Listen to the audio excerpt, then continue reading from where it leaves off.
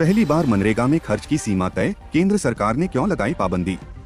ग्रामीण रोजगार पर क्या असर? देश भर के ग्रामीण इलाकों में श्रमिकों को रोजगार की गारंटी देने वाली महत्वाकांक्षी योजना महात्मा गांधी राष्ट्रीय ग्रामीण रोजगार गारंटी योजना मनरेगा पर पहली बार केंद्र सरकार ने खर्च सीमा की पाबंदी लगाई है।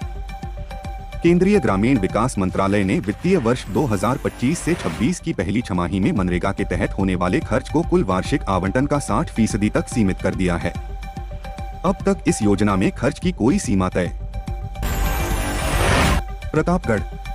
गत कुछ वर्षों से जहां मशीनीकरण के चलते खेतों में भी कई साधन हो चुके हैं, ऐसे में बैलों से खेती करना करीबन बंद हो गया है, जिससे आजकल खेती का पूरा काम ट्रैक्टर व अन्य आधुनिक यंत्रों से किया जाने लगा है। इसे देखते हुए राजस्थान सरकार ने प्रदेश के लघु व सीमांत कृषकों को बैलों से खेती करने पर प्रोत्साहन के लिए 30,000 रुपए प्रति वर्ष देने की घोषणा की है। ऐसे में किसान फिर से खेतों में बैलों से भूमि की हंकाई करते नजर आ सकते हैं। बैलों की गर्दन में बंधी घंटी से निकलने वाले मधुर स्वर भोर। लक्ष्मणगढ़।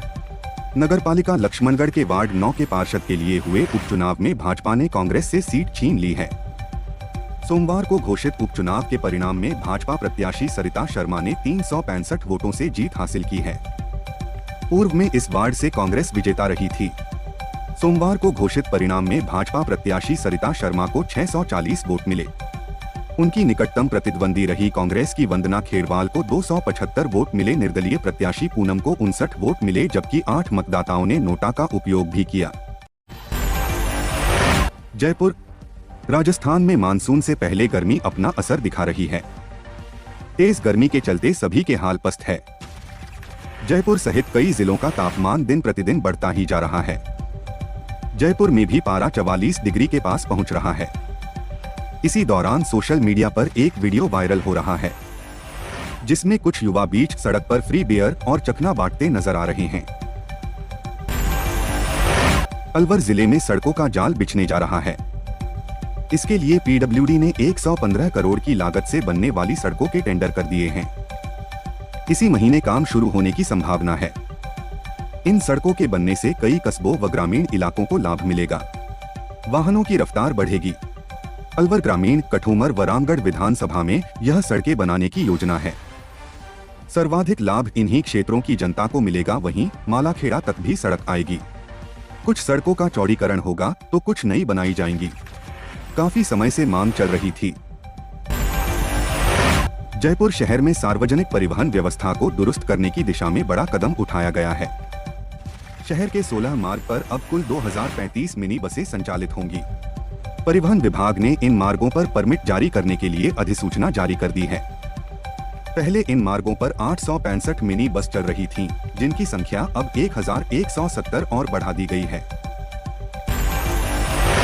महिला। राजस्थान में इस समय भीषण गर्मी पड़ रही है। सोमवार को श्रीगंगानगर देश में सबसे अधिक गर्म रहा। ऐसे में सभी को गर्मी से राहत के लिए मानसून का इंतजार है। इसी बीच एक अच्छी खबर है। खरीफ फसल जुताई के दौरान कांसेल में खेत में टिठरी ने 4 अंडे दिए। राजस्थान के शहरों में ऊंची सड़क और नीचे मकान की समस्या दूर होगी। सड़क की मौजूदा परत हटाए बिना डामर या कंक्रीट की नई परत बिछाने पर रोक कुछ श्रेणियों को छोड़कर लगा दी गई है। नगरीय विकास विभाग ने सड़कों के नवीनीकरण के लिए मिल एंड फिल नीति लागू करने के निर्देश दे दिए हैं। अब नई डामर या कंक्रीट की परत बिछाने से पहले पुरानी परत को हटाना अनिवार्य होगा। इससे मकान और सड़क का लेवल हमेशा एक जैसा बना रहेगा।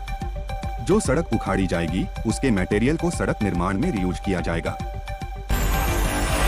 अलवर जिला कलेक्टर डॉक्टर आरतिका शुक्ला ने मंगलवार को वीडियो कॉन्फ्रेंसिंग के माध्यम से सभी उपखंड अधिकारियों और ब्लॉक स्तरीय अधिकारियों के साथ समीक्षा बैठक आयोजित की। बैठक में ऑनलाइन सीमा ज्ञान, म्यूटेशन, कन्वर्जन, ई फाइलिंग एवं राजस्व रिकॉर्ड शुद्धिकरण की प्रगति की विस्तृत समीक्षा की गई। डॉ शुक्ला ने अधिकारियों को निर्देश दिए कि राजस्व कार्यों में पारदर्शिता और समयबद्धता सुनिश्चित करें।